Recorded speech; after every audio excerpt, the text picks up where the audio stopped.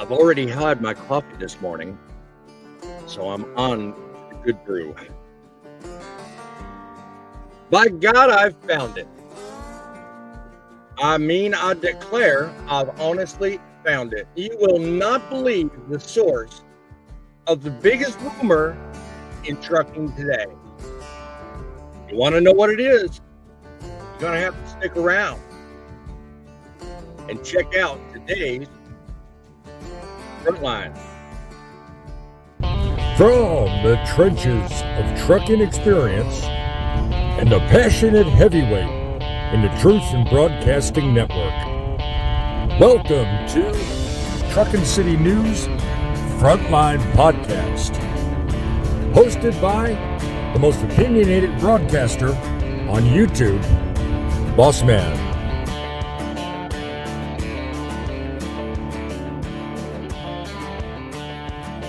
Yeah, that's right. It's me, live and in the flesh, once again, making waves and saving the day. Howdy-ho to all my Frontline flagship captains out there. You're watching Frontlines, the only place where I give you the story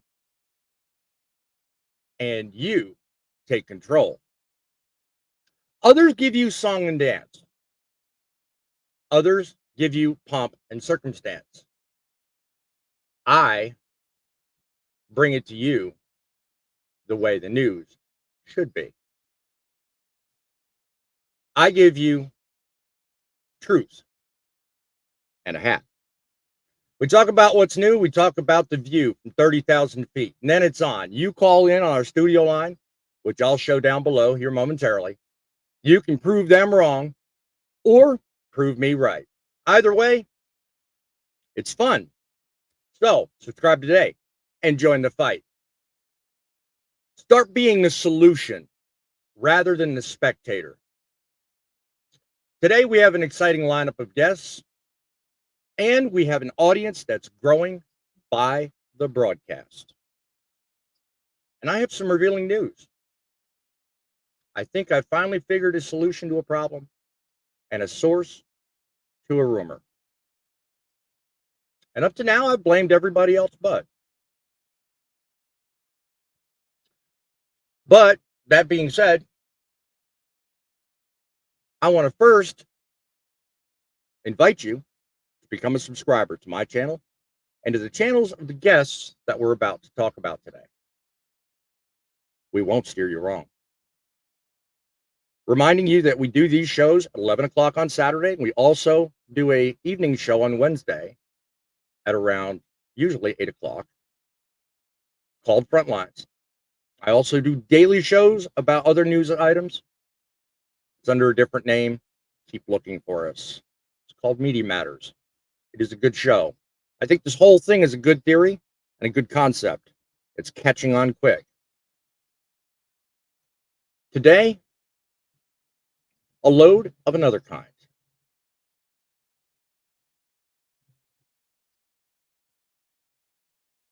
In the bustling year of 1916, when the world was on the cusp of transformation, a journey of epic proportions set forth from the Emerald City of Seattle, sponsored by none other than the esteemed Seattle Chamber of Commerce. A lone truck and its intrepid driver embarked on a mission that would forever change the course of American commerce.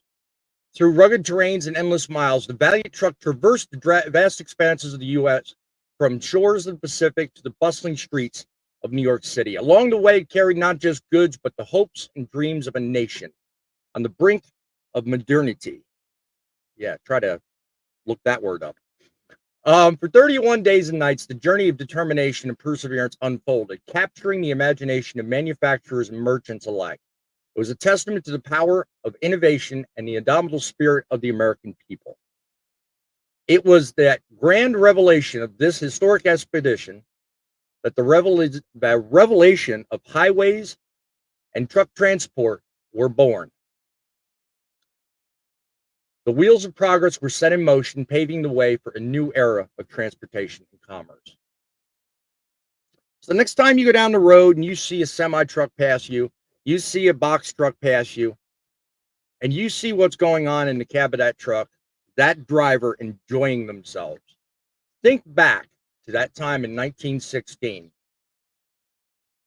For there, in the annals of history, the New York to Seattle trek of 1916 stands a testament of the enduring power of vision, determination, and American spirit. A journey that would be a load of like none other. And now you know about this moment in trucking history. I tend to get a tickle out of bringing you a moment in history. I hope you really enjoy this because it's a lot of fun researching this stuff. And on the heels of the stories we're about to talk about today, I feel like it kind of refreshes the mind. It makes you think, it makes you believe more is possible. And I think it just starts the show on a different tone.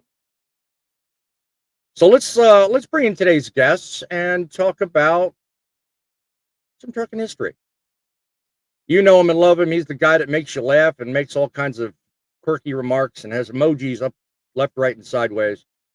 Driving with John. We're simulcasting on his channel as well. We'll welcome him to the show. Good morning, John. How are you today? Thanks for having me. I'm glad you're here. So what did you think of that little walk back in trucking history? What did you think about that one? I like the trucking history segments. I think a lot of the history of trucking is not told.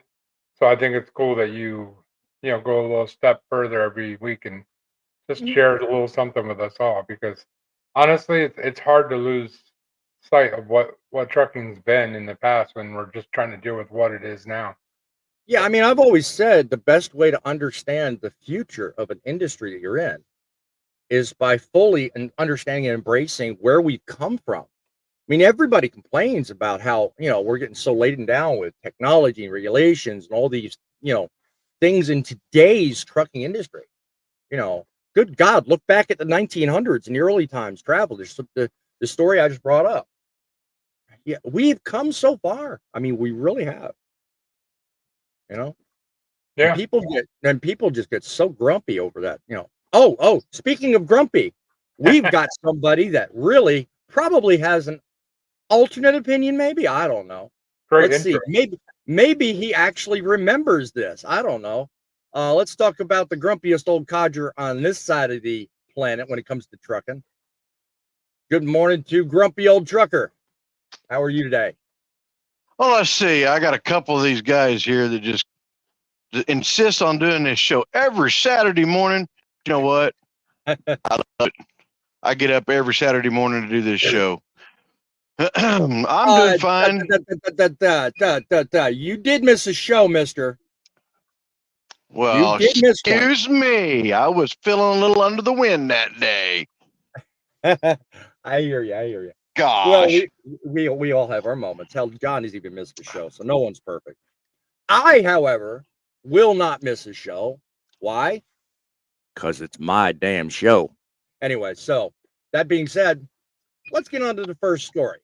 This one's a little bit on the weird side. Only because it's not too much about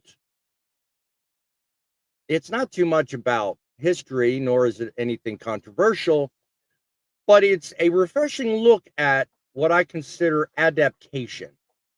All right. By the way, right now the links are not in the description, but when I close the show, the links to all three stories, I've got three. The links to all three stories will be in the description. It always is. Believe you me, I want you guys to see exactly what it is I'm talking about. This story I'm talking about features a current business owner, wasn't always a business owner, Sue Monahan. In Baltimore, a international warehousing and transportation company established back in '87 recently faced challenges due to, we all know about it, the collapse of the Francis Scott Key Bridge. Cargo, which previously arrived by container ships from the ports all over the country, or all over the world, arrived in Baltimore, now comes through alternate ports, New York, Charlotte, or New York, Charleston, all the ports on the East Coast, they've been altered and taken. Now, adaptations this company has had to make has resulted in her being forced to lay off up to 70 drivers. It seriously impacted the company, and they almost, I say this gingerly, almost went under. The company soon applied for and received worker retention grants and brought back the laid off drivers. And now some of these drivers are actually having to make changes to their schedules. And I had originally brought up some B-roll footage, but don't have it because I didn't have the time to bring it up. But the adaptations were being discussed by one Laquan Jefferson. One of the drivers affected was quoted as saying, coming back depends on what time, and he was talking about his new route, because usually it used to be he was around Baltimore. Now he's driving back and forth to Virginia, which is like there and back 6 hours, 8 hours a day. So he says, coming back depends on what time you leave. Friday, it took me 6.5 hours to get home. I like to drive, but I don't like to sit. So he was recounting some of his experiences. And the other bad part about being brought back on the, until they get everything adjusted. The other thing was, they're dealing with a different set of circumstances. Their pay rate's a little different because of that grant, and things are different. Their schedules are different. Their pay is different. So all in all, it's really, they're having to make some serious adjustments. And if you were sitting in a circumstance like that, and I mean, maybe you have, John, maybe you've been in a circumstance where you've had to settle or make adjustments for things that didn't exactly fit your schedule or circumstance. I mean, does that story make any sense to you? What have you got to add to that? You mean like loads that don't, just don't work out timing wise? Well, I mean, originally they were set up on a daily routine. As I read into it, they were just delivering around Baltimore. They go over the bridge, make their local deliveries and transfers to local distribution facilities. Now, in order for them to get the incoming freight that normally runs their business, they've got to drive all the way to Norfolk, and get down to that port down there and bring this stuff up that way. So out and back, you're talking about almost 8 hours. And like this fellow Laquan was talking about, that's an 8-hour day that he originally wasn't planning on.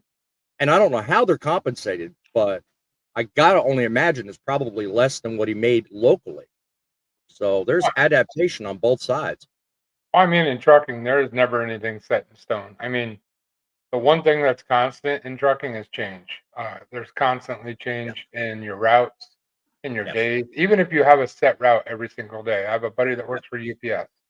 Kind of the same scenario, but they get schedule changes every day, it seems like, where they're asked to do things that aren't part of their schedule. So, I mean, that's true in any part of trucking. The only thing that's consistent is it consistently changes every day. So it does. Every day is a change.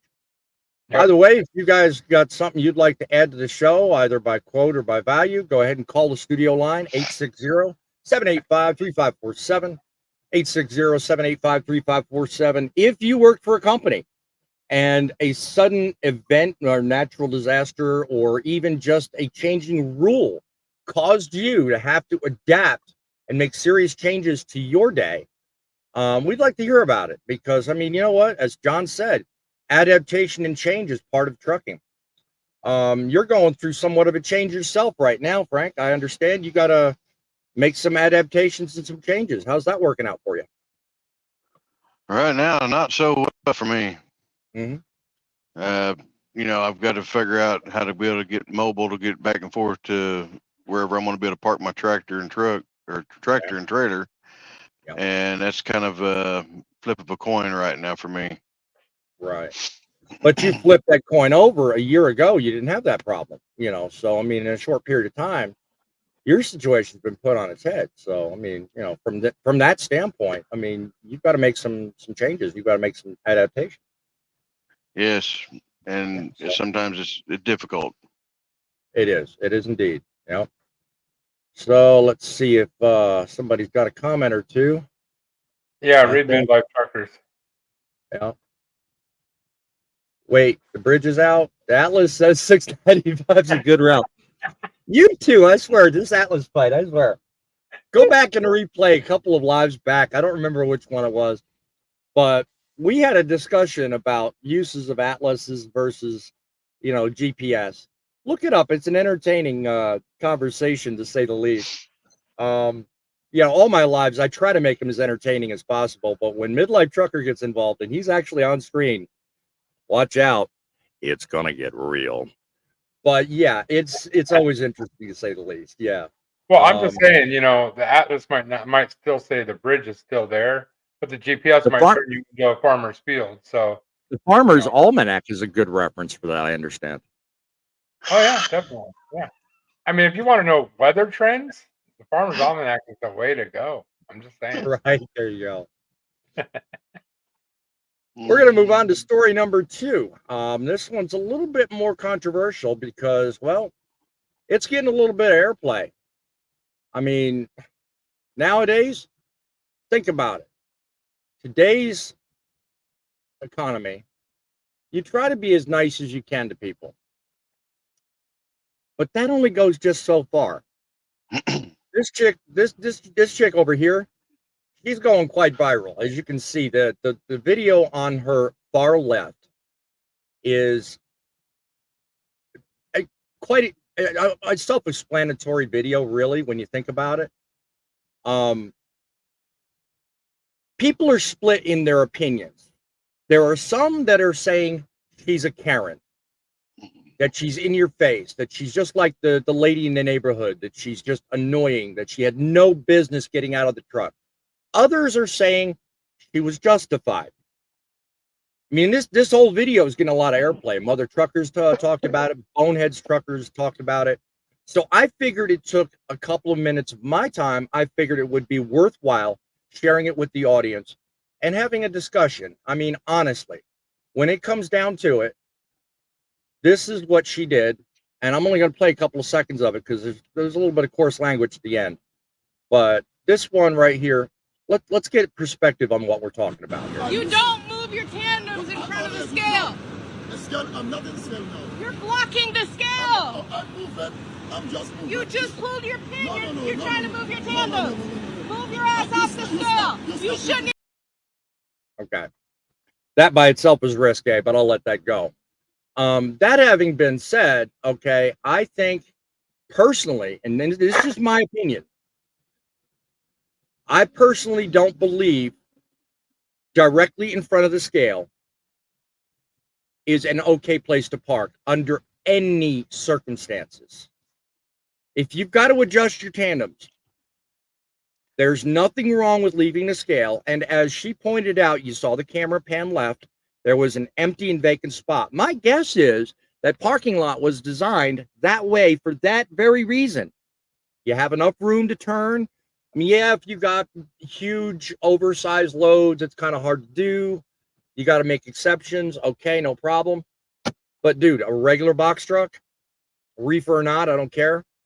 If you're in front of the scale and you've got 3 trucks behind you looking to use that same scale, no, she was justified getting out.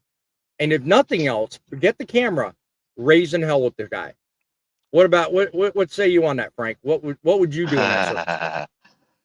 Well, the factor of her being there and she's waiting to get on that scale, and then she's on the scale and he's in front of the scale. She's already got her weight from the app. So she's ready to go, or she's ready to pull out and adjust her stuff.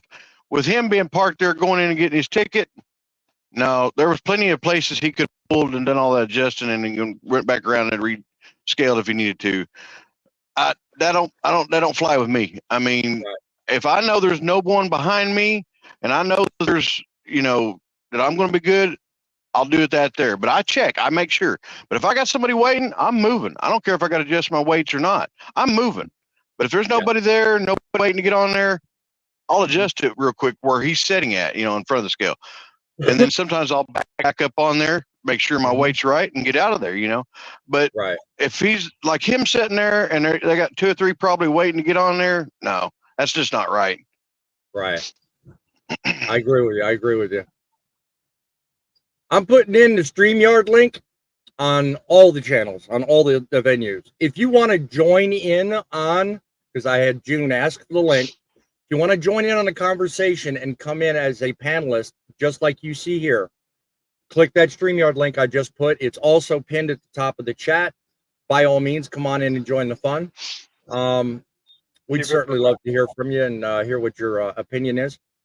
What about you, John? Have you had people block scales and keep you from getting off? I mean, have you ever run into that? I haven't run into it that much, but here's the thing. Okay. When you're moving your tandems, you go across the scale, you pull off, you go around to the back of the parking lot. It's not that hard. You pull up in front of the truck parked all the way in the back. It takes you a couple minutes to move your tandems, then you loop back around to get back on the scale to reweigh if that's what you're gonna do. It's not hard. If you park in front of the scale, what you're doing is holding the next person up, and they're holding the next person up, and then it becomes a backlog. It's just called professional courtesy. You do what's best for your fellow trucker. It is. It is. I mean, a lot of people on the internet are making stinks, and some are good, some bad. Me, I'm kind of neutral, but I'm also firm on, look, there's a right way to do this, and then there's a wrong way to do this. Don't take it upon yourself to be that greedy me too and type of person and say, you know what, me first, I'm going to do what I got to do. Because here's the logic. She gets out and complains to the guy, and broken English or not, all that aside, he's got to leave where he's at and go back around and get in line anyway. So it makes no sense to do your adjustments right there in front of the scale, blocking everybody else. The guy behind you may not have to adjust. The guy behind you may have a schedule to keep and can't wait there 15, 20 minutes for you to go inside, get the ticket and all that kind of stuff. My guess is he'd already pissed her off before she even got out of the truck. So as far as I'm concerned, she was justified raising hell with him, and even more so justified by doing it publicly. Now, if she gets a viral video out of it, then that's fine too. But that's her. But there's no sense as a trucker complaining because she's doing stuff Karen style, because you know what? It's just going to incentivize her to do it again. Actually, what I'd like to add to that, on the flip side of that is, you know, when you're going to approach somebody because you feel like they're doing something wrong, how about you just approach them in a polite, normal manner first? I mean, maybe she did and she didn't have that in the video, but that's normally how you should handle it. You should walk up to somebody in a polite manner. Hey, you know, you really shouldn't sit here. Can you please pull forward so I can come through? Instead of just automatically going into Karen mode. Now, maybe that happened and she didn't show that on the video. You know, that's not my call, but that's how I would handle it. It's always best. It's always easier to get people to listen to you if you come across less aggressive. Oh, yeah. More likely you're just going to get met with somebody being really angry if you come across like she was. But not that she wasn't justified. I'm not saying that. The moment you bring more of a professional manner. Yeah, I was going to say, the moment you bring a camera into the mix and you start putting a camera up in somebody's face, they're automatically going to go in defensive. So anything you say at that point in time usually is ignored because of what you're seeing. You know, think about it. You know, whether you speak English or not, you know, if you're a driver and you're sitting in a situation with somebody who's apparently aggressive about whatever it is you're doing, the moment that camera is in your face, you know, I tend to be on a defensive. You know, what's your angle? What are you thinking? What are you doing? I don't know what you're doing. You know, I may look next week and see my face viral TikToking all over the place. So, you know, to your point, John, getting out with a camera is usually not the greatest idea if you want to prove a point. If, however, all you want to do is complain, you know, be that a different course of action, whatever. I mean, yeah, by all means, grab the camera. What say you, John? I'll add a story to this if you don't mind. I've had something very similar to happen. What happened to me was I was out there in Colorado and I had to get scaled at the Flying J out there, just east of Denver there. And I'm pulling up on a scale and I'm using my app. No response. And it kept kicking it back. Well, I had 2 or 3 trucks behind me. I couldn't go forward because there was trucks moving, coming out of the fuel island and coming to me. I don't know how many people's ever been to the Flying J just east of Denver, but trust me, it's a pain, especially when they're busy. Yeah. And, I'm trying to get scaled. I'm trying to get them to communicate with the app. They're ignoring me. And I have this wonderful Karen come up there. You terrible trucker. You give this name bad. And I couldn't even understand half what he was saying. Right. And I'm like, sir, I am trying to get the scale to communicate. I said, you're Right. going to run into the same problem if you run doing this way. Mhm. And he just wouldn't understand. Finally, they came through. And then I also had to get away to where I could get out of there. And I got off the scale.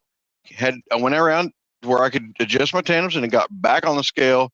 And then this whole time that yo-yo was pointing his finger and cursing me. And I'm like, whatever, dude, you need to understand it's not always bread and butter.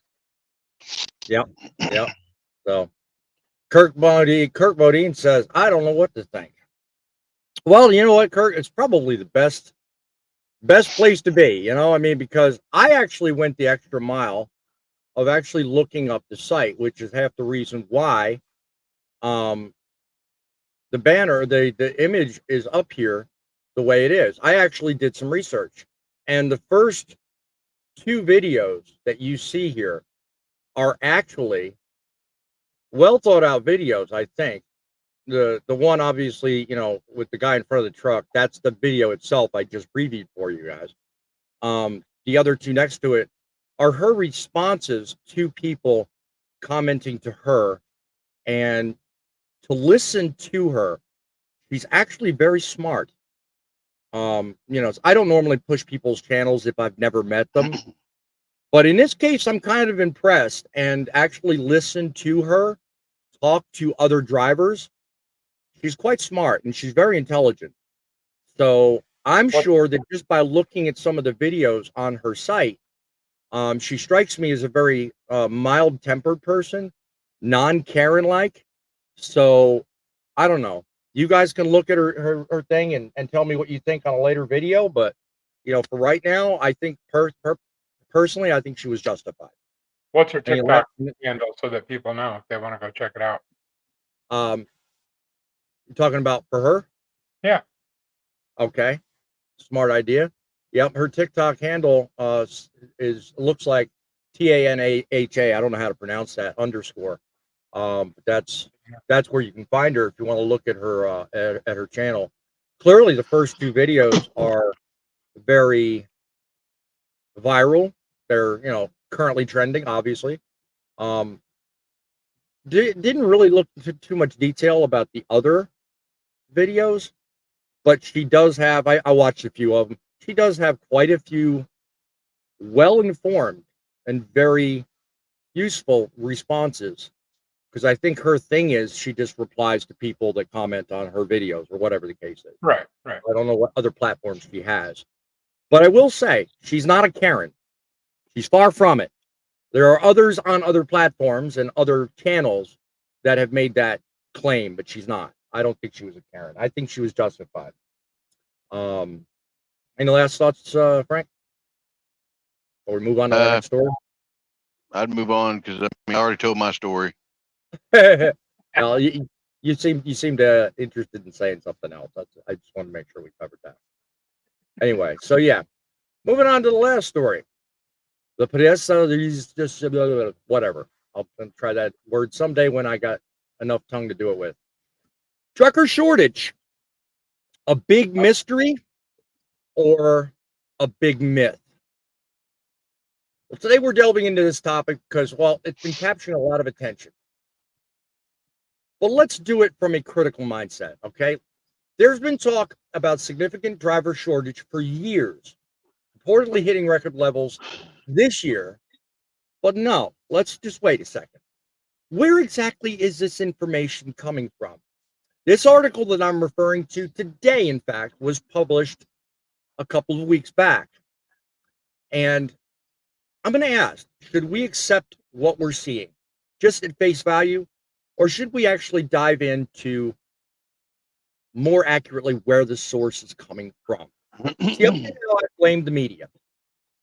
Because every time you turn on major news networks, they cite the same statistics over and over and over again.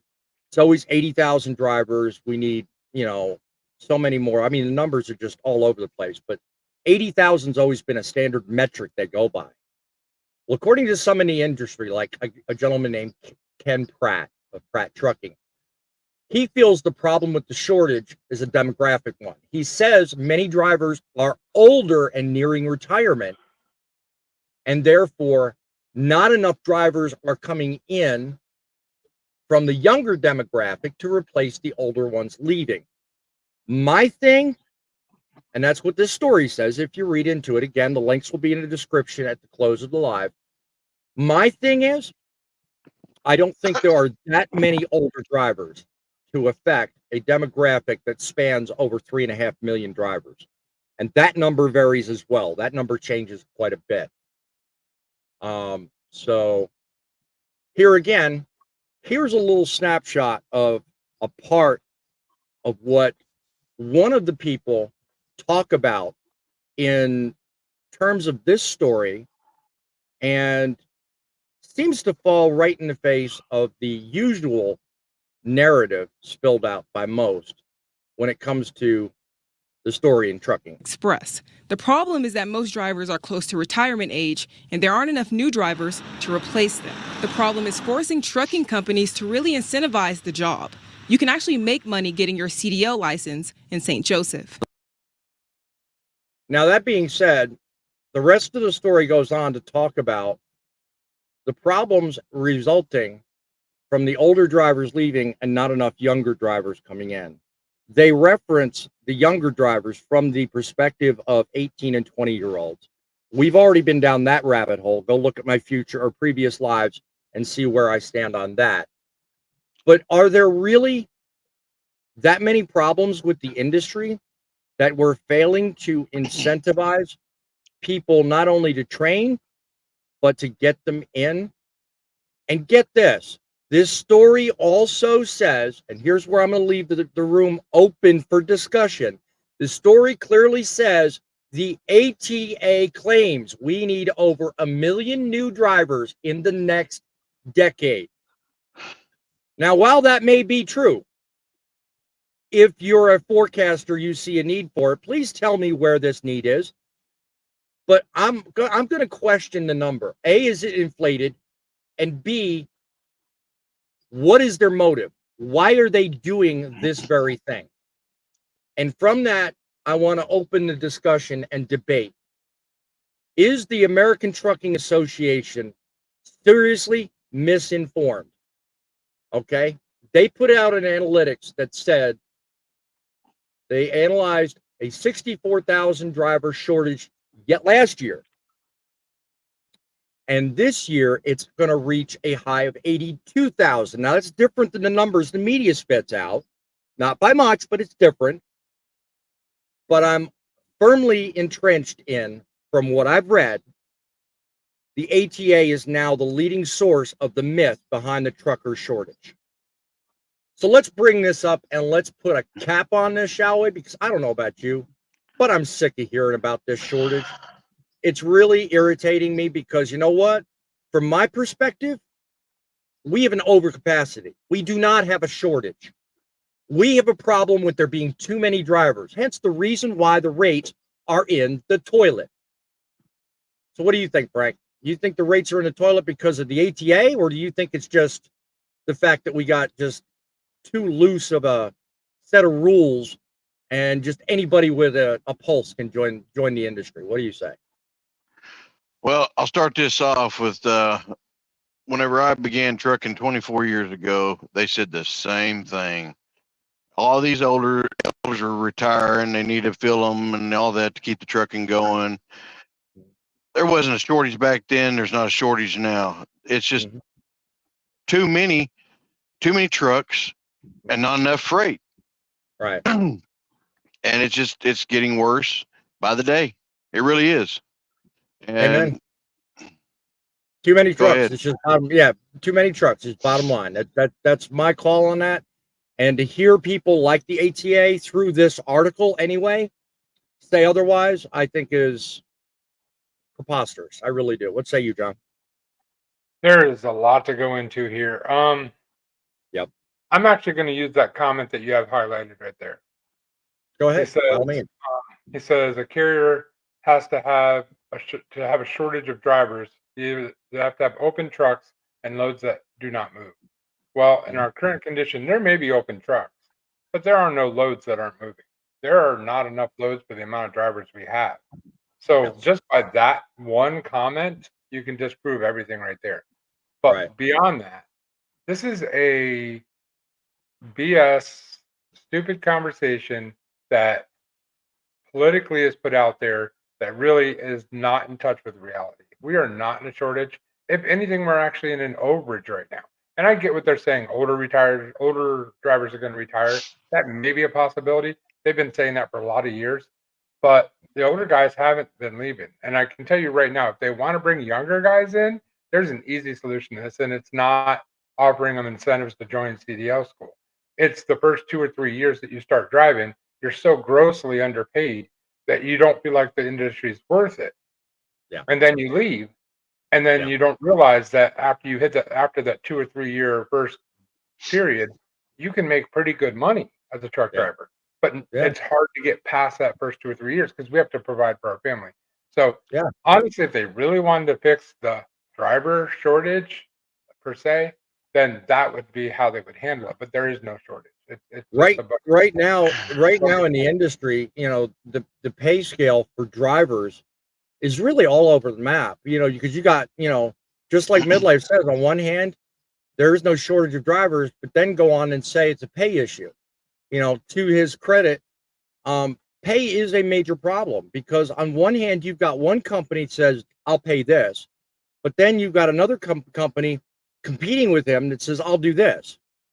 And, you get a bidding war going on between the companies, and that's where you get the beginning of the seesaw argument between why can't I keep drivers and why do drivers, become unsatisfied? Because of these bigger guys that keep on doing this competitive back and forth. The driver will leave here and then go there. The PSP setup was supposed to eliminate all that, but they get around it, and they always do. But it all comes down to one thing. If you're going to choose a career, you choose it because it fits your lifestyle. It's one you can adapt to.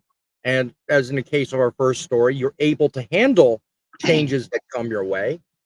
But then also too, there throughout your career, whether it's because you do it yourself or it's offered in front of you, there's opportunities to move up the scale, become better, make more money, and make things happen, to favor you over anything else. What say you, Frank?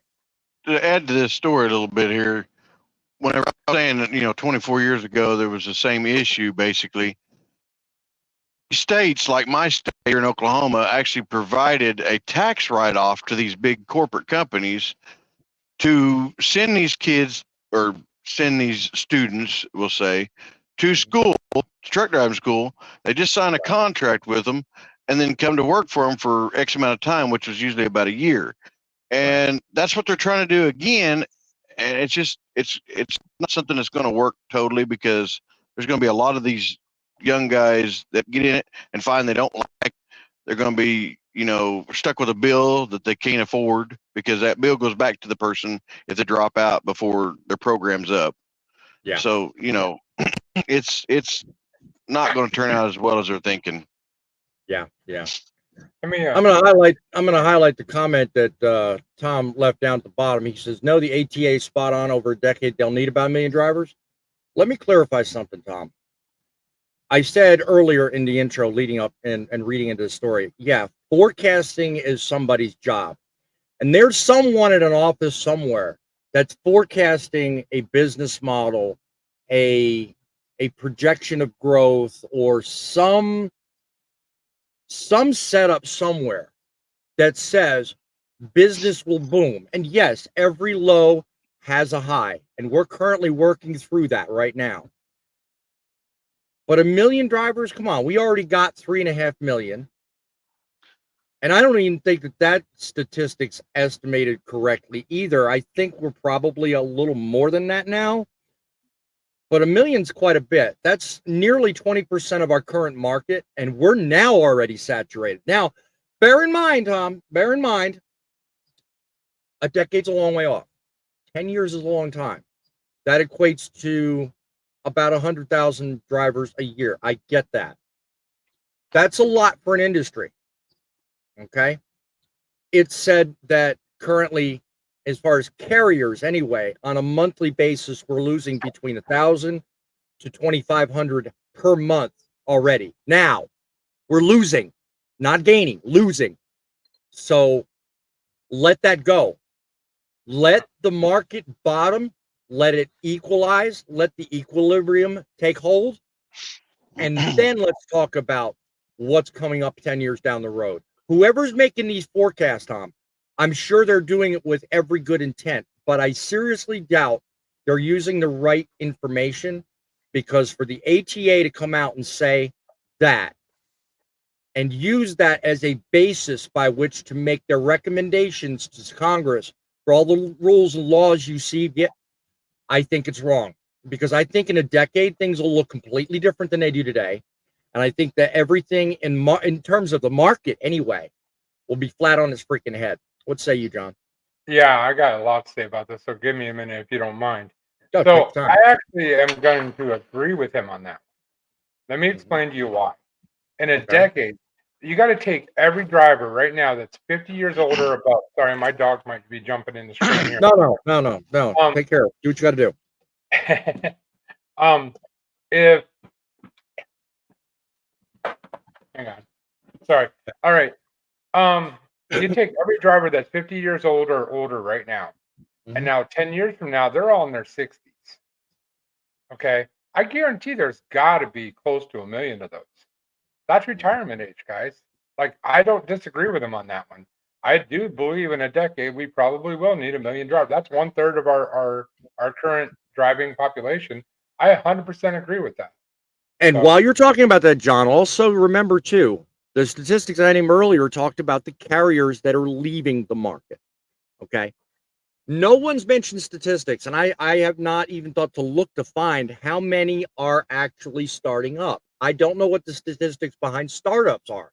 Well, are they more than what we're leaving? Are they less? I mean, I don't know what that statistic says.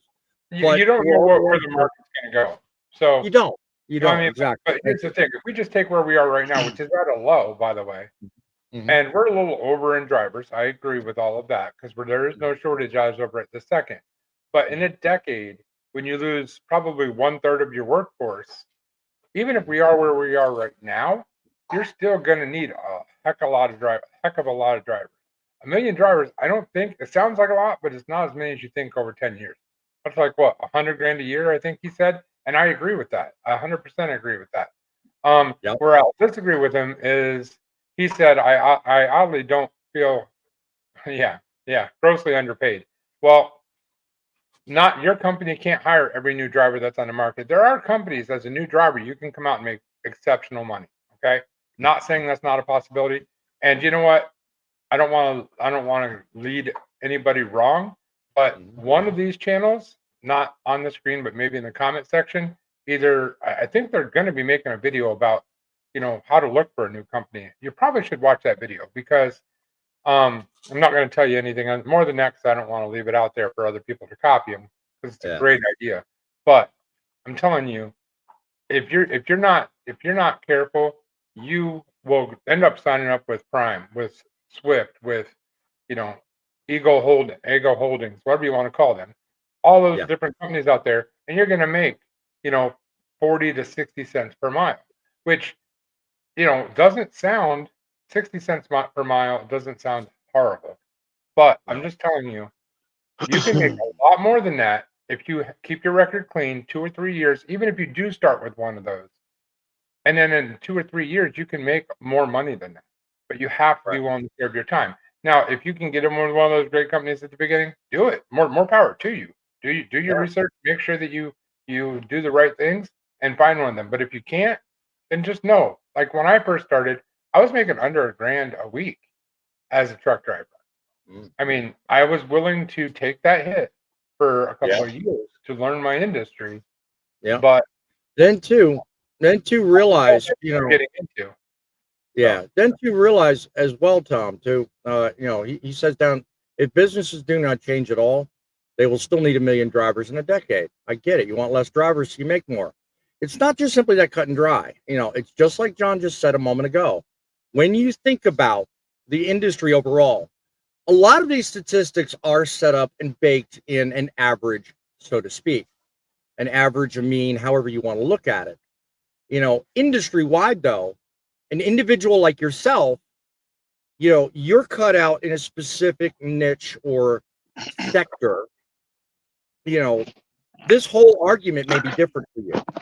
It may be completely different for John, as it may be for Frank, as it may be for me, because I don't exactly remember everything you do midlife, but when it comes down to it, everybody's different. The industry, there are so many sectors and so many spots that there are so many places where you need X drivers here, you might only need X less here.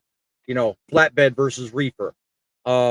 Specialized in step deck may be seeing a serious overcapacity right now, but then again, when it's just regular flatbed, maybe they're all right. I'm hypothesizing. Point that I'm making is, the same statistic industry wide cannot carry through and represent the entire industry. I think it's wrong. And for ATA to sit there and say X is true when in fact it's not, I think is a gross misrepresentation, especially when the original mission of the ATA was to represent the industry. And they currently do not do that. So that's my take on that. And I think if you're going to represent an industry, I think you owe it to be equal across the board. Yes, we have a shortage overall because of factors that say the older generation's timing out and the younger ones are not coming in that fast. Leave it at that. But don't cry these numbers and say, oh, we're going to need millions or we're going to need 82 or, and that number changes daily. That's misrepresentation. And that leads people down a path when they get into an industry thinking it's going to be a way that it's not because of some big outfit that says, oh, we're back to buy or no, represent it right. And when the people get in and actually start doing a job and feel satisfied, then you're doing something right. What do you think, Frank? Well, I'm going to add to this is the factor of it is also that I feel that you have all these companies out here that are advertising, you're going to make 80 to 90 to 100,000 in a year. It's possible, I reckon, but then, what if you don't? Then you get disappointed, especially when you're new to the career. You don't understand it. You get out here and you're like, well, I only made 65,000. They said I was going to make 100,000. Look at what Midlife says. The problem is not drivers don't do the research and the networking. They complain they're not paid. It's exactly what you're talking about, Frank. Yeah.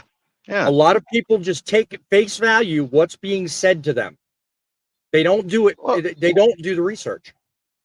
Whenever I started working driving, I made 25 cents a mile once I got my own truck, and that's been almost 24 years ago, so look at it now. I mean, most places I won't touch the truck unless I'm getting at least 60 cents a mile minimum, Exactly. I mean, a little bit about me. I started out in trucking working for probably the single worst company on the planet. I won't mention them, but I moved on and I became a driver with Warner. I thought that was a step up. And, for me, it was because back then I was making, just like John said, roughly about 9 to 1,000. I was doing a dedicated run.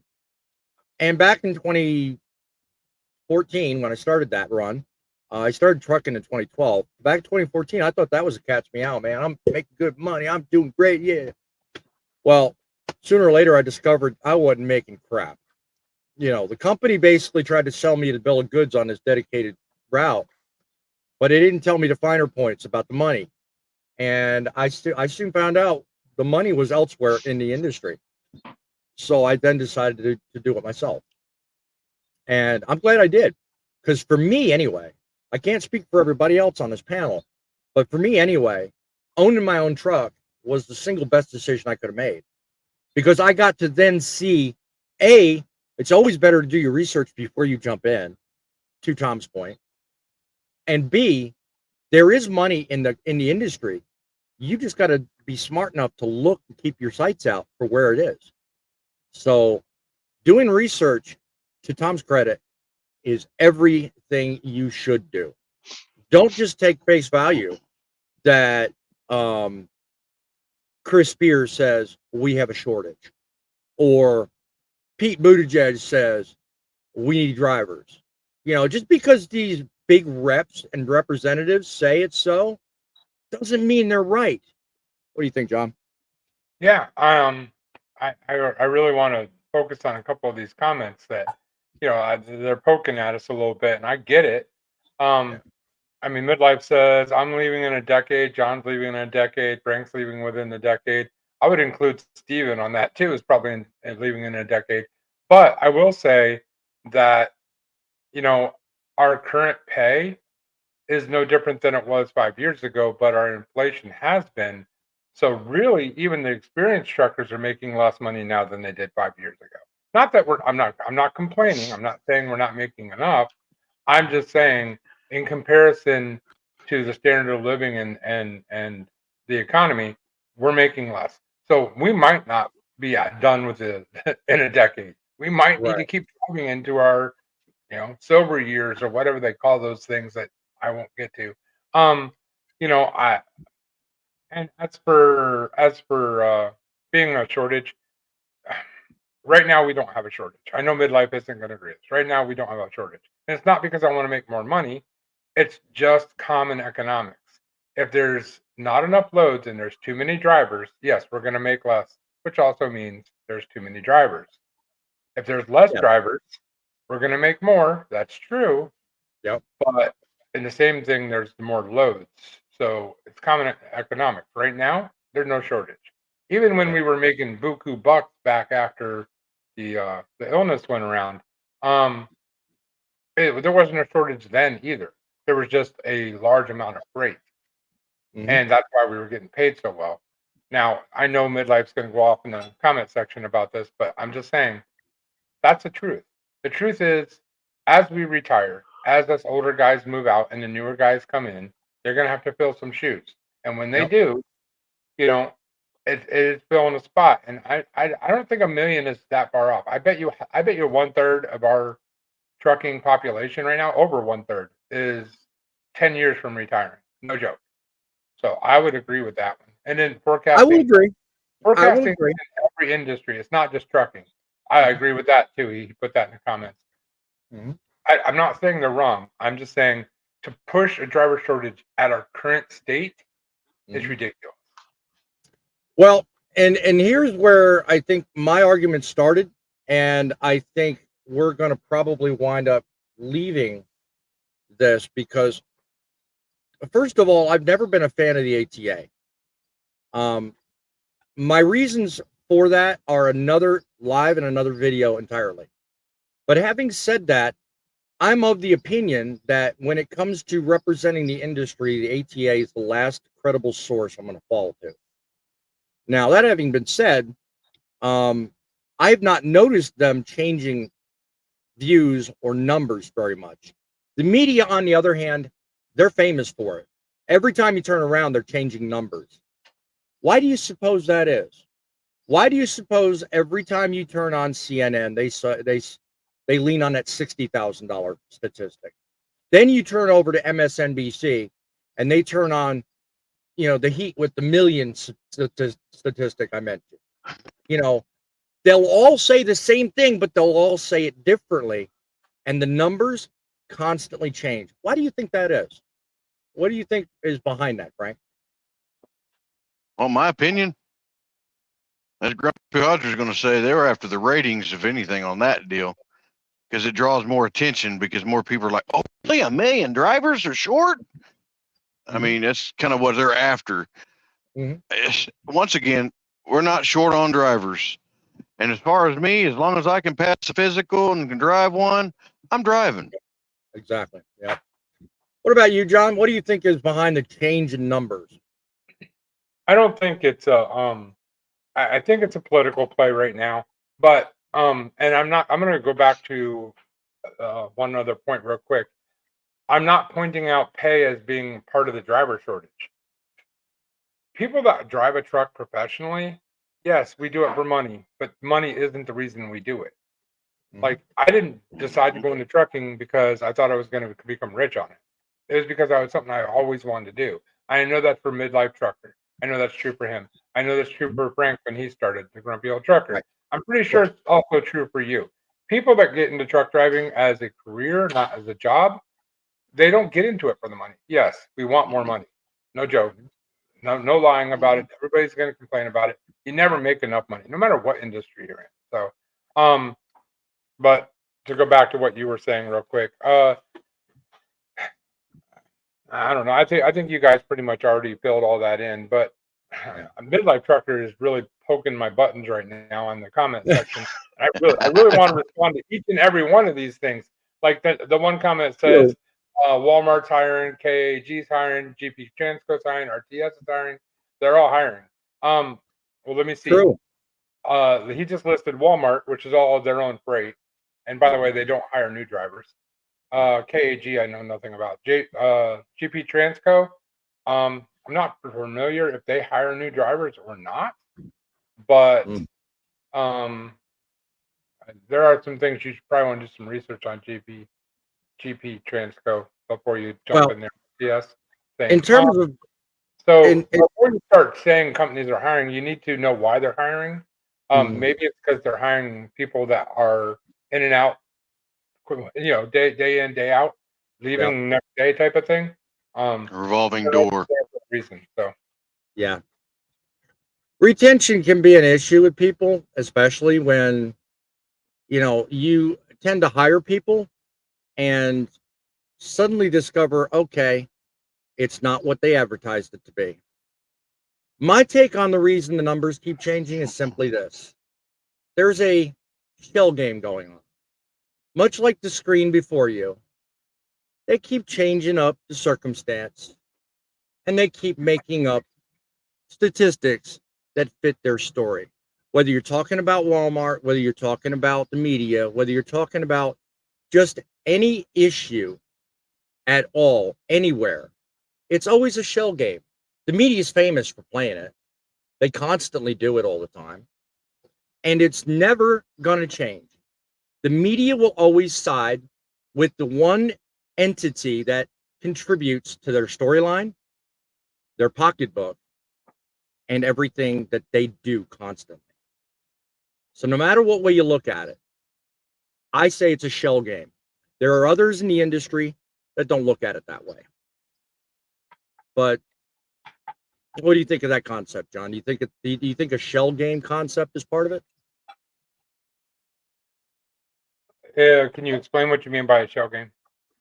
Well, much like the pictures on the screen just a moment ago, you've got one outfit that moving people around, in other words. Exactly. Whether it's companies, issues, or pay or circumstances. I think they're just doing that as a means to distract from the real issue, which midlife kind of hit on. The issue isn't pay, the issue is retention. If you're going to hire people and you're going to put people in, do the best job you can and keep the hired, keep those you hire. Don't just treat them like complete dog crap. Yeah. What do you think, John? Yeah, I mean, in our industry, that's a real thing. I mean, the shell game where people are just switching carriers and, rearranging, that happens every day in our industry. Like I said, change is normal. That trucking is change, that by definition. You have a comment up here from KOTO Raps.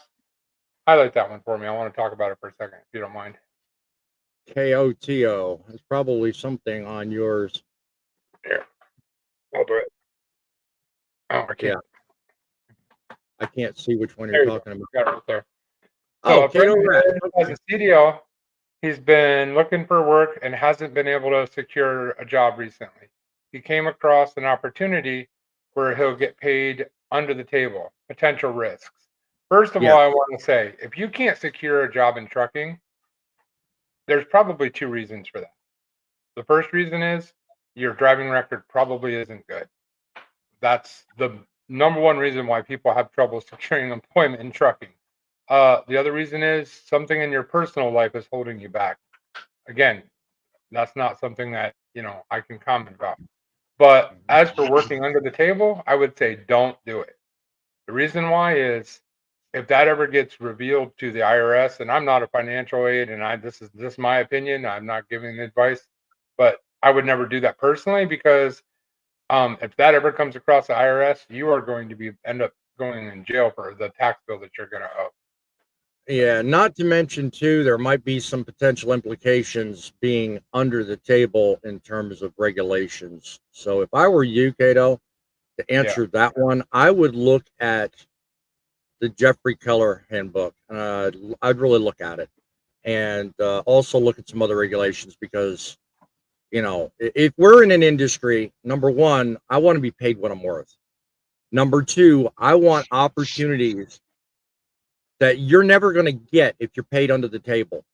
If you're made to disappear or made to not exist, you're limited, very limited.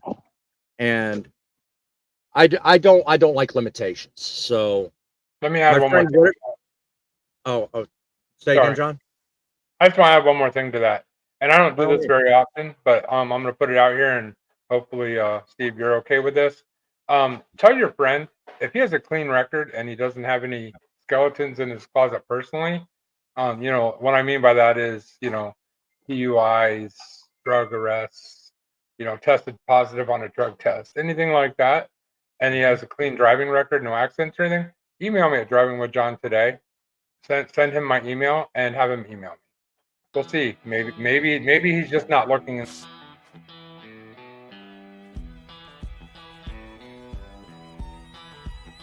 Once my sound card affected you, John.